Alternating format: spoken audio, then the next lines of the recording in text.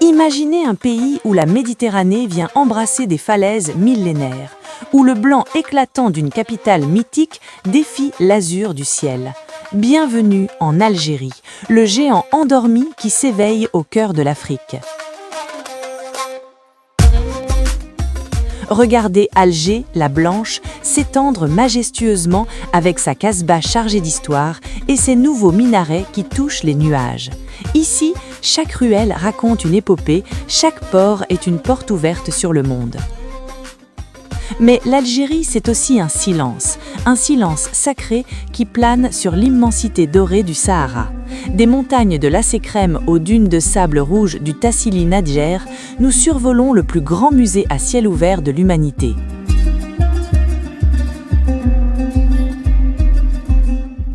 Ici, le temps s'arrête et la terre prend des reflets de feu.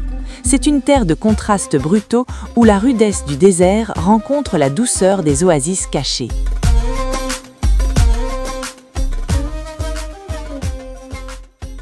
Aujourd'hui, Afrique Révélée vous emmène pour un voyage total d'1 heure. De sa gastronomie généreuse à ses infrastructures futuristes, de sa culture berbère ancestrale à son ambition économique débordante, préparez-vous à découvrir l'Algérie comme vous ne l'avez jamais vue. Attachez vos ceintures, l'aventure commence maintenant.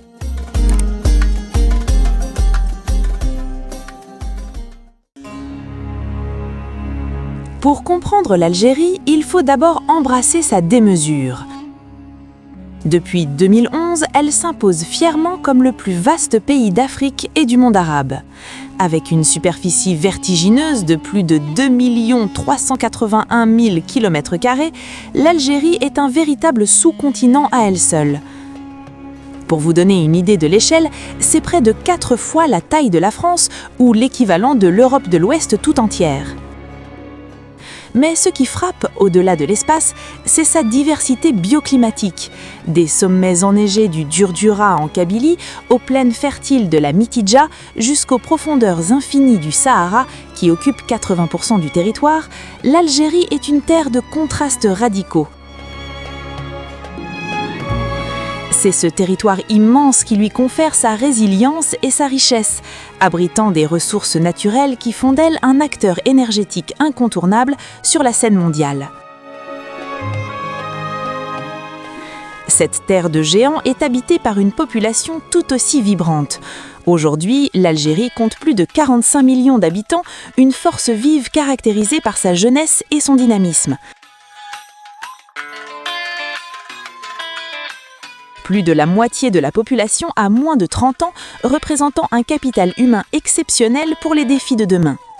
Cette population n'est pas seulement un chiffre, c'est une mosaïque culturelle fascinante.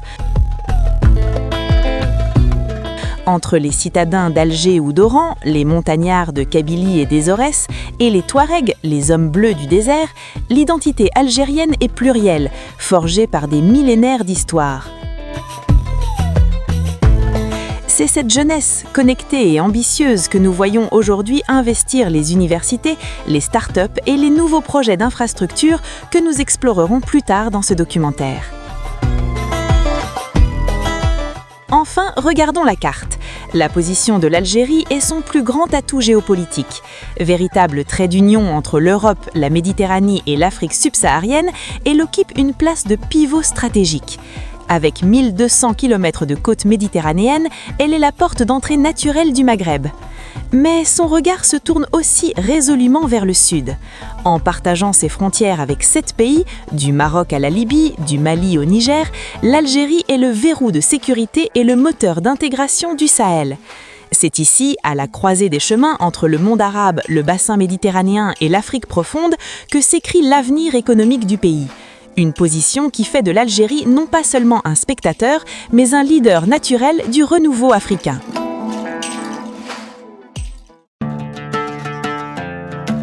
Quitter les chiffres pour entrer dans le cœur battant de l'Algérie, c'est d'abord poser le pied à Alger. On l'appelle Alger la Blanche, El Badja, la Joyeuse. Mais pour comprendre son âme, il faut s'enfoncer dans les ruelles labyrinthiques de la Casbah. Inscrite au patrimoine mondial de l'UNESCO, la Casbah n'est pas qu'un quartier, c'est un témoignage vivant de la résilience algérienne. Imaginez des maisons ottomanes aux murs blanchis à la chaux, s'empilant les unes sur les autres dans un désordre magnifique qui dégringole vers la mer Méditerranée. Ici, chaque porte sculptée en bois de cèdre raconte une histoire de corsaires, de poètes et de révolutionnaires. Dans ces venelles si étroites que deux personnes peuvent à peine s'y croiser, l'air est chargé de l'odeur de café fraîchement torréfié et du jasmin. La Casbah est une citadelle qui a survécu aux siècles, aux invasions et aux guerres. C'est ici que bat le pouls de la vieille ville, là où les artisans d'Inandier font encore chanter le cuivre sous leur marteau. C'est un lieu de mémoire, mais c'est surtout un lieu de vie, où les enfants jouent sur les marches usées par le temps sous le regard bienveillant des anciens. Pourtant, en levant les yeux depuis les terrasses de la Casbah, le contraste est saisissant. Alger ne regarde pas seulement son passé, elle défie l'horizon. La ville s'est étendue, s'est modernisée, transformant sa baie en un amphithéâtre de verre et d'acier. Les boulevards haussmanniens du front de mer, héritage d'une autre époque, cohabitent désormais avec des structures futuristes. Alger est une ville en pleine métamorphose qui jongle entre la préservation de son identité millénaire et une soif insatiable de modernité.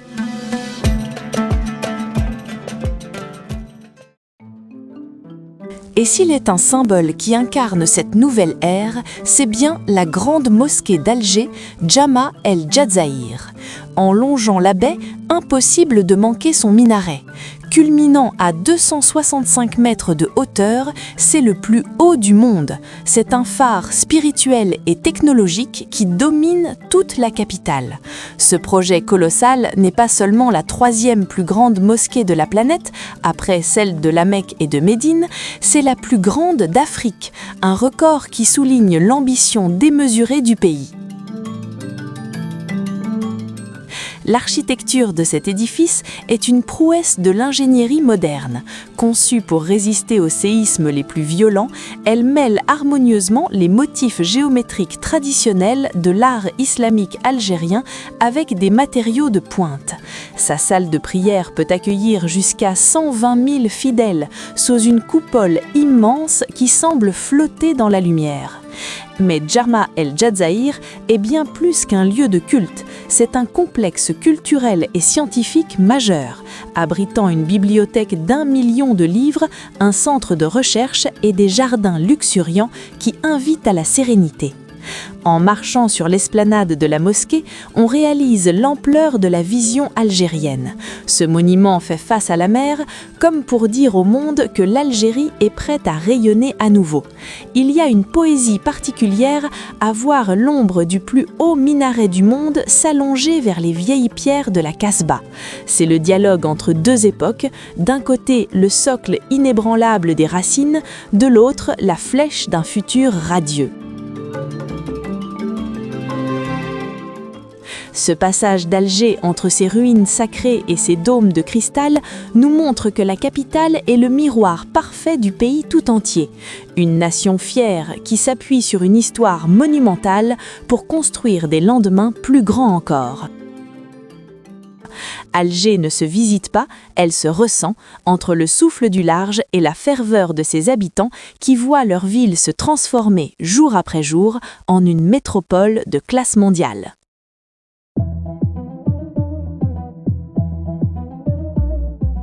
Quitter la capitale vers l'ouest, c'est s'ouvrir à la lumière radieuse d'Oran, surnommée El Baya, la joyeuse. Deuxième ville du pays, Oran possède une personnalité extravertie forgée par une histoire de brassages intenses. Son architecture est un livre ouvert où se superposent les influences espagnoles, ottomanes et françaises. Dominant la ville et le golfe du haut du mont Murjadjo, le fort de Santa Cruz se dresse comme une sentinelle de pierre. Construit par les Espagnols au XVIe siècle, cet édifice massif en pierre calcaire offre un panorama vertigineux. À ses pieds, la chapelle de la Vierge, blanche et épurée, semble dialoguer avec le bleu profond de la mer. En redescendant vers le centre-ville, l'architecture coloniale française prend le relais avec ses immeubles haussmanniens imposants et ses balcons en fer forgé. Le front de mer, inspiré par celui de Nice, s'étire majestueusement bordé de palmiers et de façades historiques. La place d'Armes, cœur névralgique de la cité, abrite l'Opéra d'Oran, un chef-d'œuvre de style néo-baroque. Ici, les sculptures de lion, emblème de la ville, gardent l'entrée de l'hôtel de ville. Oran n'est pas qu'une ville de pierre, c'est une ville de musique et de mouvement. Le quartier de Sidi El Ouari, le plus ancien, conserve les traces des anciens remparts et des mosquées ottomanes, créant un contraste saisissant avec les nouveaux projets urbains, comme les tours modernes qui commencent à redessiner la ligne d'horizon oranaise. C'est ici, entre le passé ibérique et la modernité algérienne, que s'exprime la joie de vivre légendaire des Oranais. Changement radical d'atmosphère en se dirigeant vers l'est, au cœur des terres, pour atteindre Constantine. On la nomme la ville des ponts suspendus ou encore la ville du Vieux Rocher. Son site naturel est unique au monde. La cité est bâtie sur un plateau rocheux entouré de gorges profondes creusées par l'oued Rumel. Cette géographie tourmentée a imposé une architecture de l'audace. Pour relier les deux rives de cet abîme, les hommes ont jeté des ponts qui sont aujourd'hui des icônes mondiales du génie civil. Le pont suspendu de Sidi Messid est le plus emblématique. Inauguré en 1912, il culmine à 175 mètres au-dessus du vide, offrant une expérience sensorielle où la peur se mêle à l'émerveillement. Traverser ce pont, c'est sentir le vent s'engouffrer dans la gorge et observer les faucons nichés dans les parois abruptes. Non loin de là, le pont de pierre de Sidi Rached impressionne par ses arches monumentales, témoignant d'une époque où la maçonnerie atteignait des sommets de perfection. Mais Constantine ne se limite pas à ses ponts. Son architecture urbaine est une imbrication fascinante. La Médina, ou Casbah de Constantine, est un dédale de maisons traditionnelles serrées les unes contre les autres, où les toits de tuiles rouges rappellent l'influence méditerranéenne. À l'opposé, l'architecture moderne s'exprime à travers la mosquée Émir Abdelkader, l'une des plus belles du pays. Ses deux minarets de 107 mètres de haut dominent la ville avec une élégance rare, mêlant marbre blanc et boiserie finement sculptée. Constantine est une ville verticale, une cité qui défie la pesanteur et où chaque fenêtre semble s'ouvrir sur un précipice chargé d'histoire.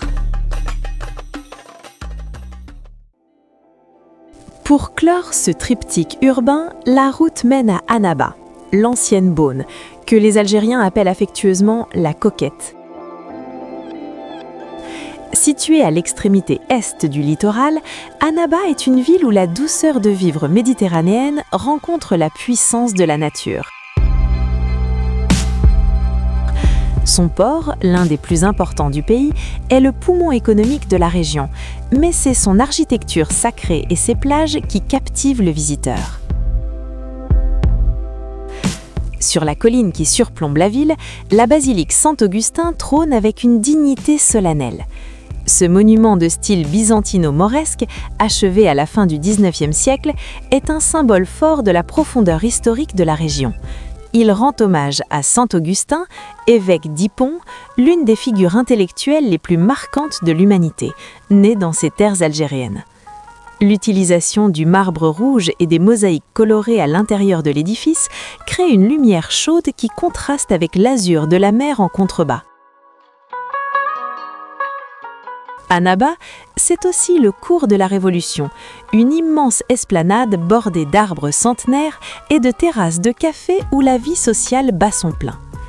L'architecture coloniale y est particulièrement bien conservée, avec ses arcades qui offrent de l'ombre aux promeneurs. Mais la ville sait aussi se montrer sauvage. En suivant la route de la Corniche, on découvre une succession de criques et de falaises où les montagnes de l'Edoug se jettent littéralement dans la mer. Cette proximité immédiate entre la forêt dense et les eaux cristallines confère à Annaba un charme unique. De l'antique cité d'Hippone au quartier moderne en pleine expansion, Annaba demeure une ville de dialogue, un trait d'union entre les civilisations antiques et l'élan de l'Algérie contemporaine. À travers ces trois cités, Oran la solaire, Constantine la majestueuse et Annaba la sereine, l'Algérie dévoile un visage urbain d'une richesse exceptionnelle. Chaque pierre, chaque arche et chaque balcon raconte la volonté d'un peuple de bâtir sur le roc tout en restant ouvert au vent du large. Au-delà des paysages grandioses et des records architecturaux, la véritable richesse de l'Algérie réside dans son peuple.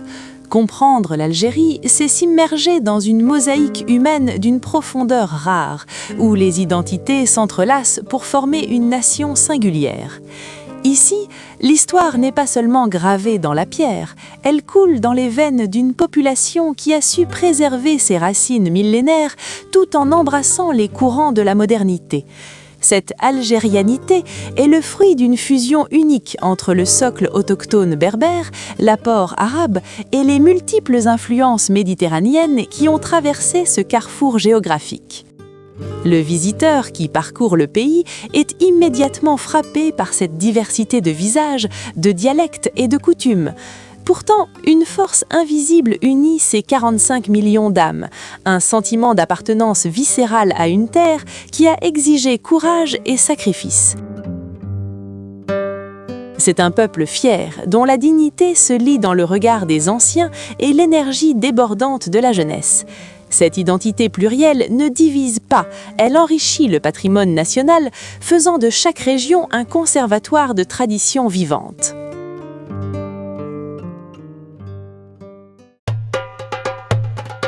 Le cœur de cette identité bat au rythme de la berbérité, ou l'amaziguité. Les Berbères, qui se nomment eux-mêmes les Imazighen, les hommes libres, constituent le socle originel de la population. En Kabylie, cette terre de montagnes abruptes et de forêts d'oliviers, l'identité amazigue s'exprime avec une ferveur particulière. Les villages perchés sur les crêtes du Djurdjura témoignent d'une organisation sociale ancestrale basée sur la solidarité et la parole donnée. La langue kabyle est un trésor jalousement gardé, porté par une poésie et une musique qui résonnent bien au-delà des frontières algériennes. Plus au sud, dans les massifs tourmentés des Aurès, vivent les Chaouis. Ce peuple de guerriers et de poètes a forgé son caractère dans la rudesse des plateaux rocheux. Les Chaouis sont les gardiens d'une histoire de résistance, celle-là même qui a vu naître de grandes figures de la liberté. Leur culture, marquée par des danses guerrières et un artisanat du tapis aux motifs géométriques complexes, est une célébration de la terre et de la lignée. Le voyage vers l'immensité saharienne mène à la rencontre des Touaregs, les célèbres hommes bleus. Maîtres absolus du désert, ils occupent les régions du Hogar et du Tassili. Leur société, aux structures nobles et matriarcales, est un modèle de sagesse et d'adaptation. Le chèche bleu qu'ils portent avec élégance ne cache pas seulement leur visage du vent de sable, il est le symbole d'une noblesse du désert qui repose sur la connaissance des étoiles et des puits invisibles. Les Touaregs sont les gardiens du silence et de la mémoire du Sahara, perpétuant des rituels de musique et de danse sous les cieux les plus étoilés du monde. Sur ce socle amazigh s'est greffé à partir du 7e siècle l'héritage arabe. Cette influence a apporté avec elle la langue de la poésie savante et une nouvelle dimension spirituelle qui a profondément remodelé le paysage culturel. L'arabe algérien, le darja, est lui-même le reflet de ce brassage, une langue savoureuse ponctuée de mots berbères, français et espagnols qui témoignent de la capacité du peuple à absorber et à réinventer l'autre. Dans les grandes plaines de l'intérieur et les cités côtières, la culture arabe s'exprime à travers une littérature raffinée, une calligraphie précise et une spiritualité qui imprègne le quotidien. Cette fusion a donné naissance à un art de vivre sophistiqué, visible dans les grandes cérémonies de mariage où les chants andalous rencontrent les rythmes populaires du terroir. C'est dans ce mélange que l'Algérie puise sa force créative, une symbiose où l'on ne distingue plus où s'arrête l'amazigh et où commence l'arabe, tant les destins sont désormais liés par une foi commune et une vision partagée de l'avenir. Mais s'il est un trait de caractère qui définit chaque Algérien, de la pointe de Délice aux confins d'Inghezam, c'est l'hospitalité, le karam. En Algérie, l'étranger n'est pas un passant, c'est un invité de Dieu. Franchir le seuil d'une maison algérienne, c'est accepter un rituel immuable où le refus n'a pas sa place. Le café à la cardamome ou le thé à la menthe brûlant sont immédiatement servis, accompagnés de dattes charnues ou de gâteaux au miel. Cette générosité n'est pas un apparat, c'est un code d'honneur. On partage le peu que l'on a avec une noblesse déconcertante. C'est dans ces moments de partage, assis sur un tapis de laine ou autour d'une table basse, que l'on découvre la chaleur d'un peuple qui place les relations humaines au-dessus des biens matériels. Cette hospitalité légendaire est le ciment social qui permet à cette mosaïque de tenir debout, une main toujours tendue vers l'autre, faisant de ce vaste pays une immense maison de famille. C'est cet accueil, vibrant et sincère, qui laisse une empreinte indélébile dans le cœur de tous ceux qui ont la chance de croiser le chemin du peuple algérien. L'âme de l'Algérie ne s'écoute pas seulement. Elle se ressent à travers une vibration qui a conquis la planète, le raï. Né dans les quartiers populaires d'Oran au début du XXe siècle, le raï, qui signifie littéralement l'opinion ou le point de vue, est bien plus qu'un genre musical. C'est un cri de liberté, une poésie urbaine qui chante les amours contrariés, les espoirs et les réalités sociales. Ce qui n'était au départ qu'une musique de bergers et de poètes bédouins s'est métamorphosé, au contact de la modernité, en un phénomène mondial. Dans les années 80 et 90, des figures emblématiques ont propulsé ces rythmes ternaires sur les plus grandes scènes internationales. Le raï a su marier les instruments traditionnels comme la gazba et le galal avec les synthétiseurs et les guitares électriques, créant un son hybride d'une efficacité redoutable.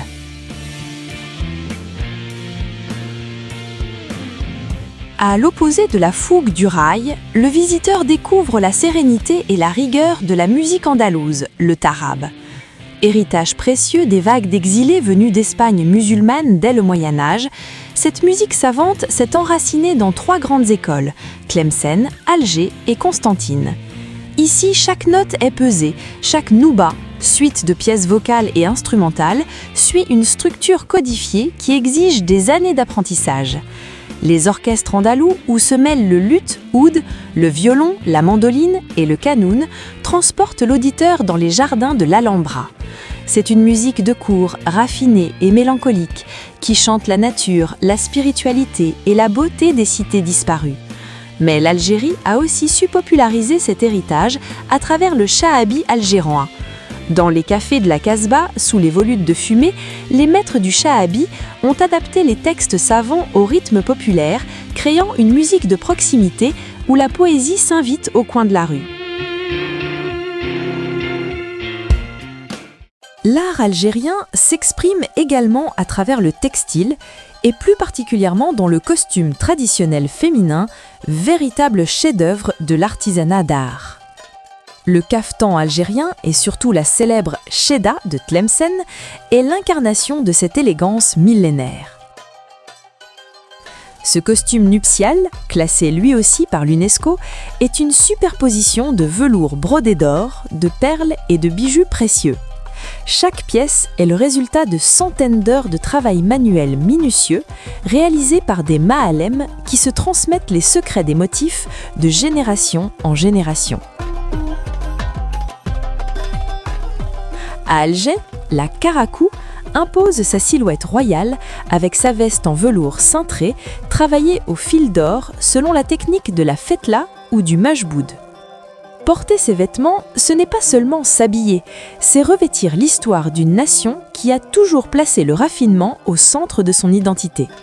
Ces costumes ne sont pas des pièces de musée, ils sont portés avec fierté lors des mariages et des fêtes, témoignant de la vitalité d'une mode algérienne qui sait se réinventer sans jamais trahir ses racines.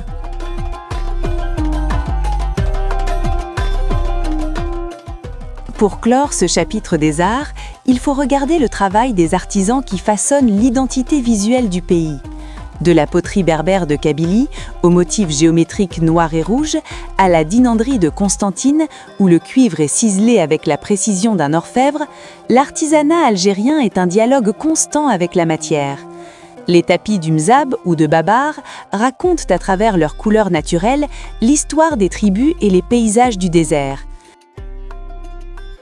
Chaque objet, qu'il soit de terre, de métal ou de laine, est une signature unique.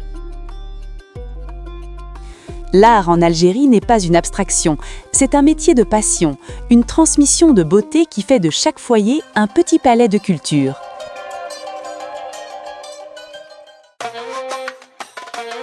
S'attabler en Algérie, c'est d'abord rendre hommage au roi incontesté de la table, le couscous, ou seksou en berbère. Bien plus qu'un simple plat, le couscous est le symbole de l'unité nationale et de la convivialité. En 2020, il a été officiellement inscrit au patrimoine culturel immatériel de l'humanité par l'UNESCO, une reconnaissance mondiale pour ce savoir-faire millénaire qui prend sa source dans les terres d'Afrique du Nord. Chaque grain de semoule de blé dur raconte une histoire de patience. Traditionnellement, les femmes se regroupent pour rouler la semoule à la main, un geste rythmé et ancestral qui transforme le grain brut en une neige dorée et légère. Mais ce qui fascine en Algérie, c'est l'incroyable diversité régionale du plat. En Kabylie, on le préfère souvent aux légumes du potager et à l'huile d'olive vierge. Dans l'Est, à Constantine, le couscous au lait ou le mesfouf aux fèves et aux raisins secs ravissent les palais.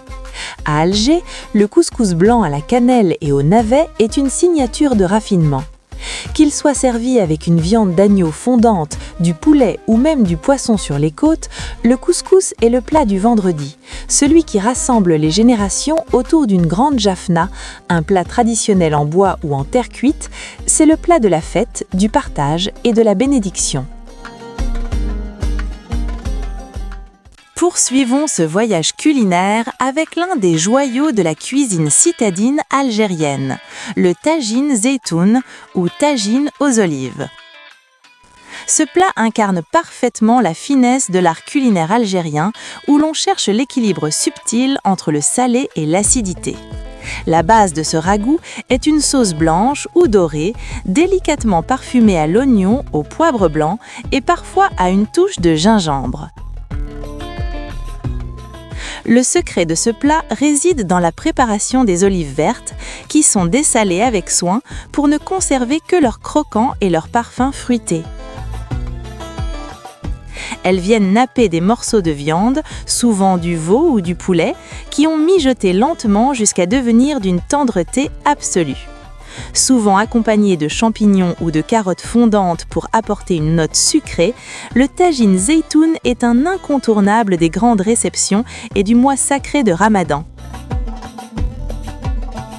La touche finale, un filet de jus de citron frais et une pluie de persil haché vient réveiller les papilles.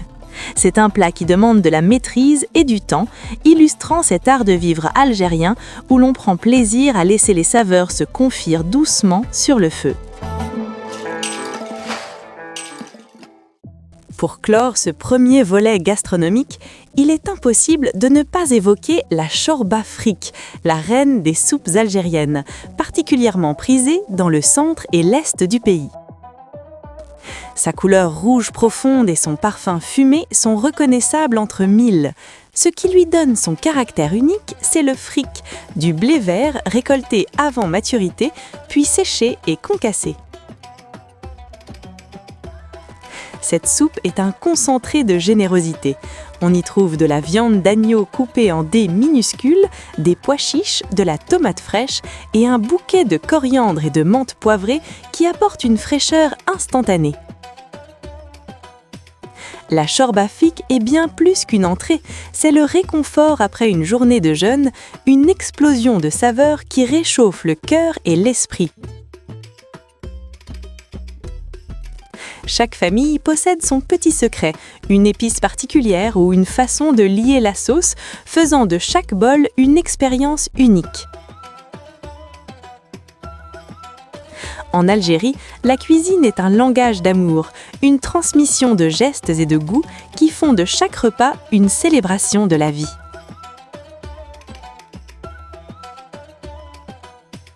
Quitter les grandes tablées familiales pour descendre dans la rue, c'est découvrir une autre facette de la générosité algérienne, sa street food iconique. Ici, la gastronomie se vit debout, dans le bruit joyeux des quartiers et l'odeur des épices qui s'échappent des échoppes. Le premier ambassadeur de cette cuisine de rue est sans conteste la garantita. Originaire d'Oran, ce flan à base de farine de pois chiches, d'eau et d'huile, surmonté d'une croûte dorée, est le plat du peuple par excellence. Servie brûlante dans un morceau de pain frais, saupoudrée d'un nuage de cumin et d'une pointe de harissa pour les plus téméraires, la Garonne est un pilier social. Elle traverse les âges et les classes, offrant pour quelques dinars un moment de pur réconfort. C'est le goût de la sortie des écoles, des pauses déjeuner rapides et des discussions animées au coin d'une rue d'Alger ou d'Oran. Non loin de là, sur une plaque chauffante huilée, s'active le maître de la majouba. Cette crêpe de semoule fine, étirée jusqu'à devenir presque transparente, est farcie d'une tchakchouka savoureuse composée d'oignons, de tomates, d'ail et de piments. Le geste de l'artisan, qui plie la pâte avec une dextérité de magicien pour emprisonner la farce brûlante, est un spectacle en soi. Croustillante à l'extérieur et fondante à l'intérieur, la majouba est le symbole d'une cuisine qui sait transformer des ingrédients simples en une explosion de saveurs. Elle incarne cette Algérie authentique, travailleuse et profondément attachée à ses saveurs de terroir, même au cœur de l'agitation urbaine. Le voyage culinaire prend une tournure plus sophistiquée dès que l'on pousse la porte d'une pâtisserie. Ici, l'art du sucre atteint des sommets de raffinement. La baklava algérienne en est la reine. Contrairement à ses cousines d'Orient, elle se distingue par la finesse extrême de ses couches de pâte faites à la main, intercalées de beurre clarifié et d'une farce généreuse d'amandes ou de noix parfumées à l'eau de fleurs d'oranger. Chaque losange est une prouesse d'équilibre, baignée dans un miel pur qui lui donne son brillant et son croquant légendaire. À ses côtés, les dzirillettes illustrent l'élégance de la capitale. Ces petites tartelettes d'amandes, dont la pâte est finement pincée à la main pour former une corolle d'erfleur, ressemblent à des bijoux comestibles.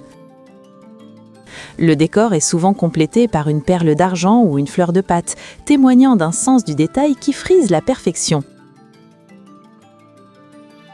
Que ce soit pour une fête de l'Aïd ou un mariage, ces douceurs ne sont pas de simples desserts, elles sont le langage de la célébration, une offrande de beauté qui vient clore les moments les plus précieux de la vie.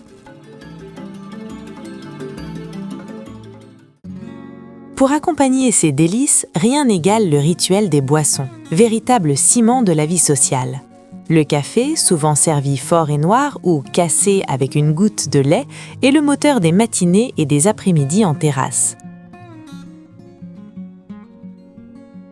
C'est autour d'un direct ou d'un café traditionnel à la cardamome que se refait le monde, que se concluent les affaires et que s'échangent les nouvelles. Mais c'est avec le thé à la menthe que l'hospitalité algérienne atteint son apogée.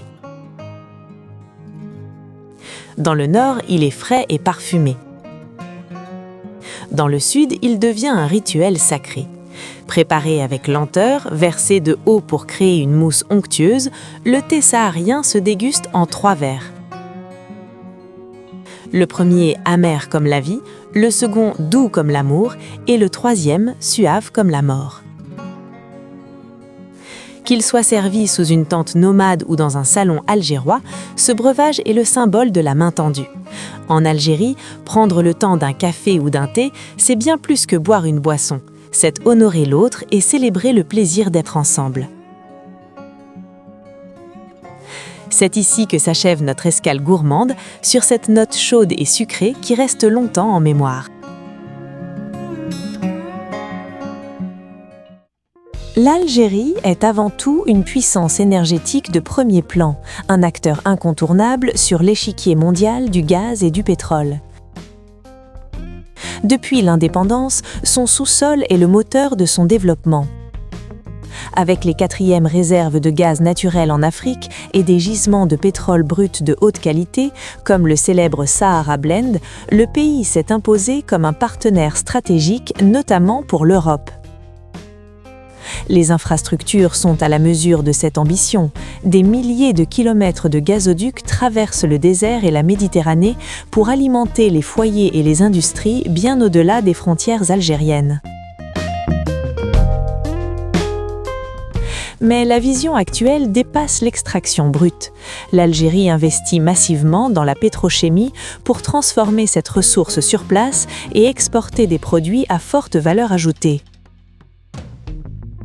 Les complexes industriels d'Arzeu ou de Skikda sont les symboles de cette maîtrise technologique. Cependant, conscient des enjeux climatiques et de la finitude des énergies fossiles, le pays amorce un virage historique. Le Sahara, avec son ensoleillement record, est en train de devenir le plus grand champ de panneaux solaires du continent. L'objectif est clair, faire du soleil algérien le nouveau pétrole du XXIe siècle, capable de produire une électricité verte et même de l'hydrogène vert pour le marché mondial. Sous le sable et les montagnes se cache un autre géant qui s'éveille, le secteur minier. Longtemps resté dans l'ombre des hydrocarbures, le potentiel minéral de l'Algérie est proprement phénoménal. Le pays possède l'une des plus grandes réserves de fer au monde, avec le gisement de Gara Djebilet, situé dans le sud-ouest. Ce projet titanesque est le fer de lance de la nouvelle stratégie industrielle visant à faire de l'Algérie un leader de la sidérurgie mondiale. Mais le fer n'est que la partie émergée de l'iceberg. Le sol algérien regorge de phosphate, essentiel pour l'agriculture mondiale, ainsi que de zinc, de plomb et surtout de métaux critiques et de terres rares. Ces derniers sont les composants indispensables de la transition énergétique et des technologies de pointe. En lançant de vastes programmes d'exploration et d'exploitation, l'Algérie se positionne comme un fournisseur clé pour les batteries électriques et l'électronique de demain. C'est une véritable redécouverte du territoire qui s'opère, transformant des régions autrefois isolées en pôles d'activité bouillonnants où la technologie moderne rencontre la géologie millénaire.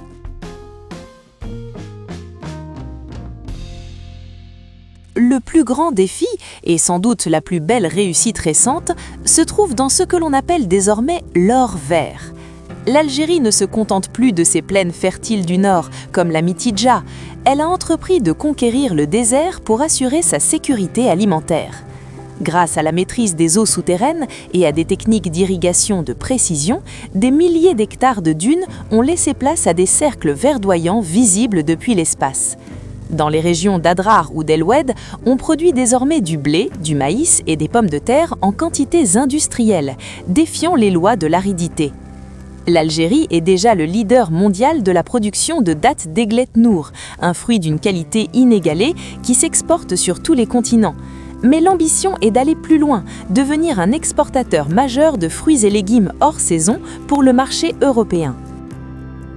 Cette agriculture saharienne, moderne et mécanisée, crée des emplois et fixe les populations, prouvant que le désert n'est pas une barrière, mais une terre d'opportunités infinies.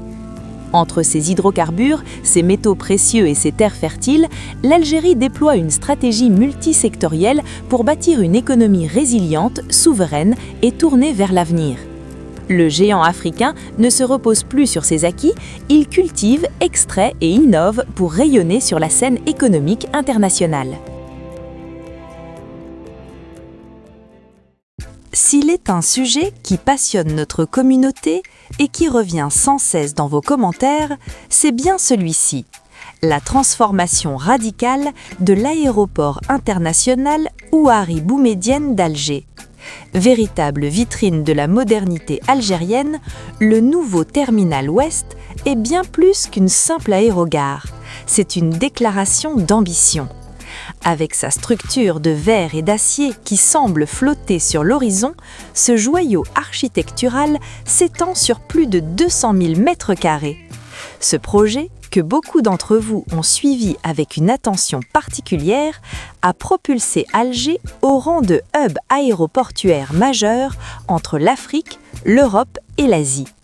Avec une capacité d'accueil portée à plus de 10 millions de passagers par an pour ce seul terminal et une capacité globale dépassant les 18 millions, l'Algérie se dote d'un outil de souveraineté économique de premier ordre. À l'intérieur, tout a été pensé pour répondre aux standards mondiaux les plus exigeants. Système de bagages automatisé de dernière génération, espace de détente luxueux et une connectivité exemplaire. L'arrivée du métro et du train directement au cœur de l'aéroport termine de faire de ce lieu un modèle d'intermodalité.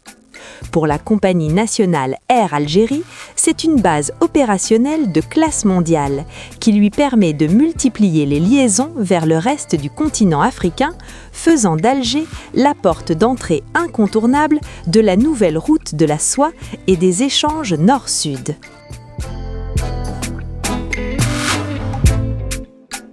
En quittant la capitale vers l'ouest, on découvre le chantier de ce qui sera l'un des plus grands ports en eau profonde de la Méditerranée et le plus grand d'Afrique. Le port d'El Hamdania à Cherchell. Ce méga-projet est le pivot de la stratégie maritime de l'Algérie. Imaginez une infrastructure capable de traiter des millions de conteneurs par an, avec des quais s'enfonçant à 20 mètres de profondeur pour accueillir les plus grands navires de transport au monde, ceux qui ne peuvent accoster nulle part ailleurs dans la région. L'importance stratégique de Cherchell dépasse les frontières nationales. Ce port est conçu pour être le point de départ de la transsaharienne, cette route mythique qui doit relier Alger à Lagos au Nigeria. En connectant le port de Cherchell au cœur de l'Afrique via un réseau d'autoroutes et de chemins de fer, l'Algérie se positionne comme le transitaire naturel des marchandises mondiales vers les marchés africains en pleine expansion. C'est un projet de dimension continentale qui va transformer le littoral algérien en une zone logistique et industrielle de premier plan, attirant les investissements étrangers et créant des dizaines de milliers d'emplois. Le port d'El Hamdania n'est pas seulement une infrastructure de béton, c'est le moteur du futur commerce transafricain. Pour lier ces pôles de croissance, il fallait un lien physique puissant. C'est le rôle de l'autoroute Est-Ouest, l'un des projets de travaux publics les plus vastes de l'histoire du pays. S'étendant sur 1216 km de la frontière tunisienne à la frontière marocaine, cette voie rapide est la véritable colonne vertébrale de l'économie nationale. Traverser l'Algérie d'un bout à l'autre sans un seul feu rouge, en franchissant des viaducs vertigineux et en perçant des tunnels à travers les chaînes de l'Atlas, a été un défi technique colossal relevé par des milliers d'ingénieurs et d'ouvriers. Cette autoroute a radicalement changé la vie des Algériens. Elle a désenclavé des régions entières, réduit les temps de transport de moitié entre les grandes villes et sécurisé les déplacements de millions de citoyens. Mais au-delà du confort, c'est un accélérateur de croissance.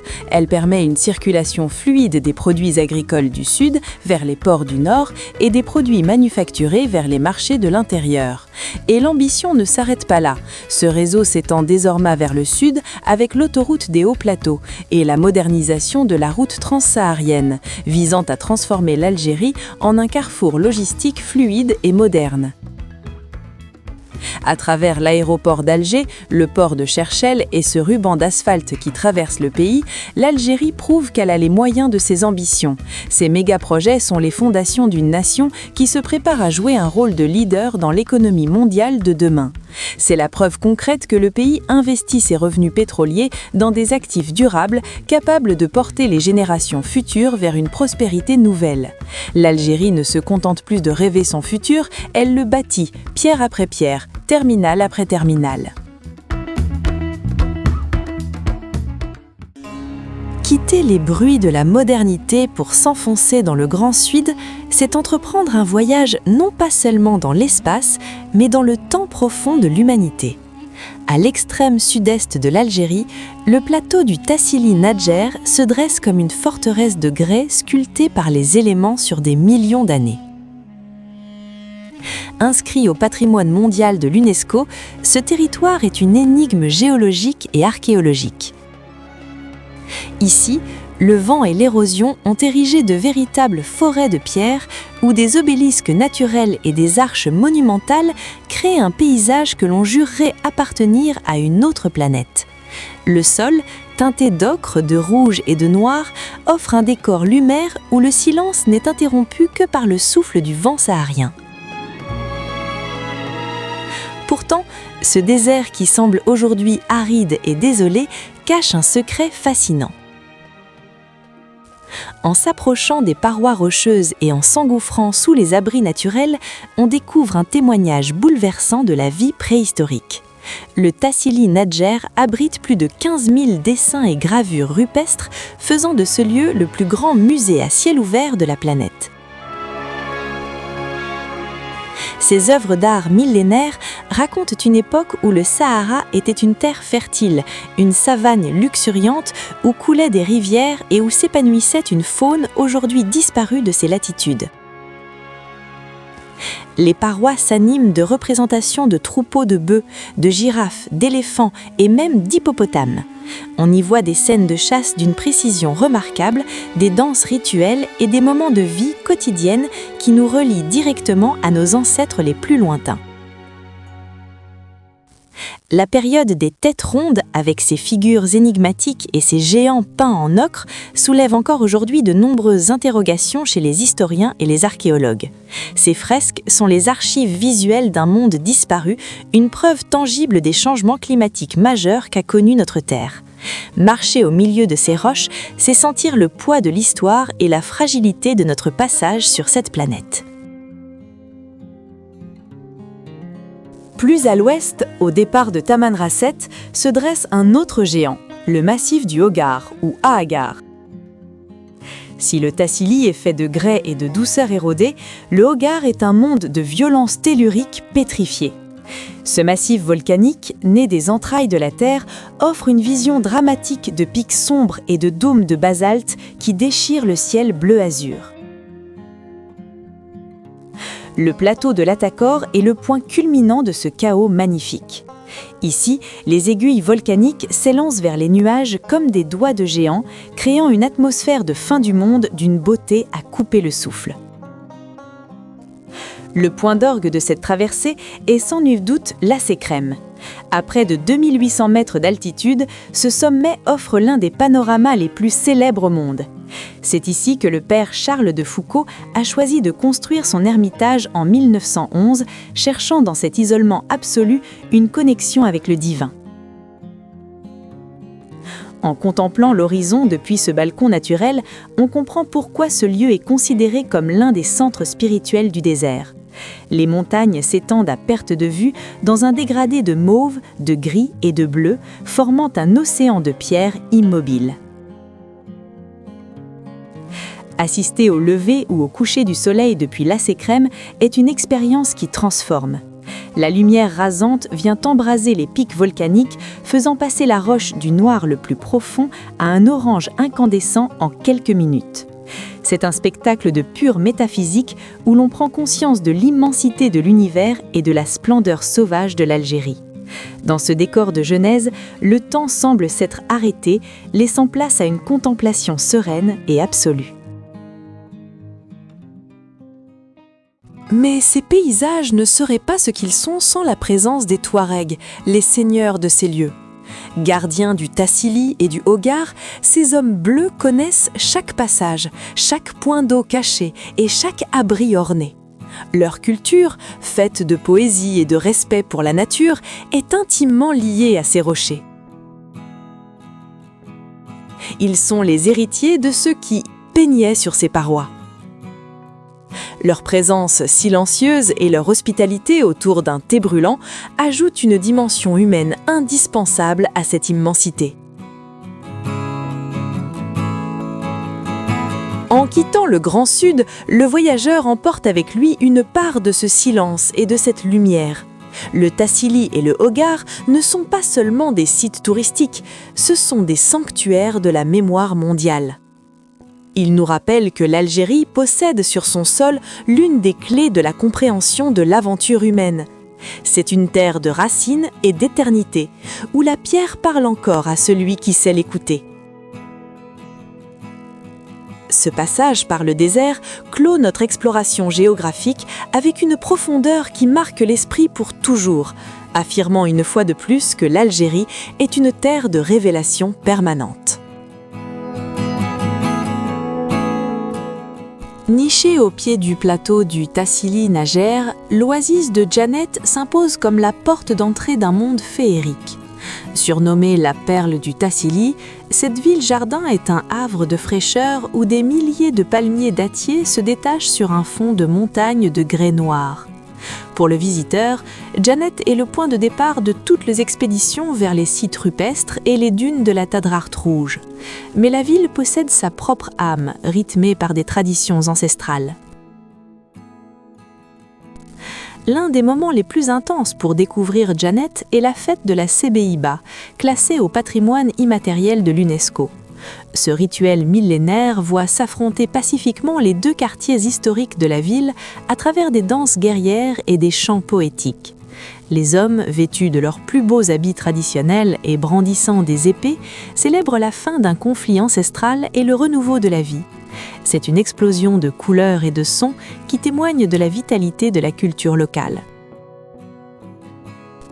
À quelques kilomètres de la ville, le site de La Vache qui pleure offre l'une des gravures les plus célèbres du Sahara, un chef-d'œuvre de finesse qui rappelle que ce désert fut autrefois une terre de pâturage verdoyant. Djanet n'est pas seulement une escale technique, c'est une immersion dans une sérénité profonde, une invitation à ralentir au rythme des caravanes d'autrefois. Plus à l'ouest, à 2000 km d'Alger, se dresse Tamanrasset, la métropole du désert. Tam, comme l'appellent les habitués, est située à 1400 mètres d'altitude, ce qui lui confère un climat tempéré unique en plein Sahara. C'est le cœur battant du pays des Touaregs, un carrefour historique où se croisent les voyageurs, les commerçants et les nomades venus de tout le Sahel. L'architecture rouge de la ville, ses marchés bouillonnants et son artisanat du cuir et de l'argent créent une atmosphère de capitale africaine dynamique. Le tourisme à Tamanrasset repose sur une alliance entre aventure et spiritualité. Les expéditions en 4x4 ou les méharés à dos de chameau mènent vers les pics de l'Atakor, offrant des paysages d'une puissance brute. Mais c'est aussi ici que l'on vient chercher une rencontre avec les hommes bleus. Partager un thé sous une tente de cuir, écouter les récits des anciens sur les étoiles et les pistes invisibles, c'est toucher du doigt une sagesse millénaire. Les guides locaux, fins connaisseurs de chaque repli de la roche, sont les ambassadeurs d'un tourisme responsable et respectueux. Tamanrasset offre cette dualité rare, le confort d'une ville moderne et l'appel irrésistible d'un désert sauvage et mystique. C'est ici que se forge l'image d'une Algérie, terre d'accueil, où l'immensité n'est jamais synonyme d'isolement, mais de liberté. Changement de décor en remontant vers le nord du Sahara pour atteindre la vallée du Mzab. Ici, à Gardaïa, le visiteur découvre une merveille architecturale et sociale, la Pintapole. 5 cités fortifiées, dont la célèbre Gardaïa, se dressent sur des collines rocheuses, chacune couronnée par son minaret pyramidal. Ce site, également classé à l'UNESCO, a fasciné les plus grands architectes mondiaux, dont Le Corbusier, par son rationalisme et son esthétique épurée. L'architecture mozabite est un modèle de durabilité et d'harmonie avec l'environnement. Chaque maison est conçue pour respecter l'intimité des familles, tout en garantissant la lumière et la fraîcheur naturelle. Se promener dans les ruelles étroites de la vieille ville, c'est entrer dans un monde régi par des règles sociales et religieuses séculaires qui prônent l'égalité et la solidarité. Le marché de Gardaïa est un spectacle permanent où s'échangent les célèbres tapis de laine aux motifs géométriques et les dattes fondantes de la palmeraie voisine. La gestion millénaire de l'eau, avec ses puits et ses répartiteurs ingénieux, permet à une oasis luxuriante de s'épanouir au milieu d'un plateau aride. Gardaïa est la preuve vivante que l'intelligence humaine, lorsqu'elle respecte la nature, peut créer des chefs-d'œuvre de résilience et de beauté. Le tourisme saharien en Algérie connaît aujourd'hui une renaissance. Avec la mise en place du visa à l'arrivée pour les visiteurs étrangers se rendant dans le sud, le pays affiche clairement son ambition. Devenir une destination de référence pour le voyage d'exception. Que l'on cherche le défi sportif du trekking, l'émerveillement archéologique ou la retraite spirituelle, le Sahara algérien offre une palette d'émotions qu'on ne retrouve nulle part ailleurs. L'investissement dans les structures d'accueil de charme, comme les maisons d'hôtes traditionnelles et la formation de guides spécialisés, permettent de proposer une expérience authentique et sécurisée. Le site de l'Algérie n'est plus une frontière, c'est une destination d'avenir. En quittant ses oasis et ses massifs, le voyageur emporte avec lui bien plus que des photographies. Il repart avec une vision renouvelée du monde, marquée par la noblesse d'un peuple et la splendeur d'une terre qui semble avoir été créée pour rappeler à l'homme sa propre grandeur. L'Algérie révèle ici son visage le plus pur, celui d'un pays qui garde ses racines tout en ouvrant grand ses bras au monde. Au terme de ce voyage épique à travers les 58 wilayas, des sommets enneigés du Djurdjura aux sables brûlants du Hogar, une question s'impose. Vers où se dirige l'Algérie ? Nous ne sommes plus à l'heure des promesses, mais à celle des réalisations. L'Algérie de demain se dessine aujourd'hui à travers une feuille de route audacieuse, la Vision 2030. Ce n'est pas seulement un plan économique, c'est une mutation profonde de l'ADN national. Le pays sort progressivement de sa dépendance historique aux hydrocarbures pour bâtir une économie multipolaire, résiliente et souveraine. Cette transformation repose sur des piliers solides, une industrie lourde redynamisée, une transition énergétique où le Sahara devient la pile électrique de l'Europe et de l'Afrique, et une agriculture saharienne qui garantit la sécurité alimentaire du pays. L'Algérie investit massivement dans ses infrastructures pour devenir le carrefour logistique incontournable de la Méditerranée. Mais la plus grande richesse de cette vision 2030, c'est son capital humain. L'État mise désormais sur l'intelligence et le savoir-faire de ses enfants, en réformant l'université et en encourageant l'initiative privée. Le message est clair, l'Algérie est une terre d'opportunités qui n'attend plus que l'énergie de ses bâtisseurs pour rayonner à sa juste valeur sur la scène internationale. Si vous voulez voir le vrai visage de l'Algérie de demain, il faut regarder du côté de sa jeunesse. Une nouvelle génération de créateurs, de codeurs et d'entrepreneurs est en train de prendre le pouvoir par l'innovation. Le secteur des startups connaît une explosion sans précédent, soutenu par un écosystème de plus en plus structuré, avec des incubateurs d'État comme Algeria Venture et des fonds d'investissement dédiés. Alger, Oran et Constantine voient fleurir des technopoles où l'on développe les solutions de demain dans la fintech, l'agritech, la santé et l'intelligence artificielle. Ces jeunes entrepreneurs algériens ne se contentent plus de copier des modèles étrangers. Ils inventent des solutions adaptées aux réalités du continent. Ils sont la preuve que le génie algérien est capable de rivaliser avec les plus grands hubs technologiques mondiaux. Cette révolution numérique est le moteur de la dématérialisation de l'administration et de la modernisation des services, rendant le pays plus agile et plus transparent. En soutenant ces startups, l'Algérie s'assure une place de choix dans la 4e révolution industrielle. C'est une jeunesse qui ne rêve plus d'ailleurs, mais qui rêve de construire son ailleurs ici même, sur sa terre, avec ses propres codes et sa propre vision. Mais l'Algérie ne peut se concevoir seule. Elle est, par son histoire, sa géographie et sa culture, un pilier indéboulonnable de l'édifice africain. Ce documentaire nous l'a montré. L'Algérie est le pont suspendu entre la Méditerranée et le Sahel, entre le monde arabe et l'Afrique subsaharienne. Cette identité plurielle est sa force absolue. Aujourd'hui, l'Algérie réaffirme sa vocation continentale. À travers la zone de libre-échange continentale africaine et des projets comme la route transsaharienne ou la dorsale transsaharienne à fibre optique, elle travaille main dans la main avec ses frères africains pour une prospérité partagée. L'Algérie, terre de liberté et de révolution, porte en elle les espoirs d'un continent qui refuse désormais d'être un simple réservoir de matières premières. Nous arrivons au terme de ce grand format dédié à l'Algérie. Nous espérons que ce voyage vous a permis de découvrir ou de redécouvrir la profondeur et la splendeur de ce pays hors norme. L'Algérie ne se raconte pas, elle se vit.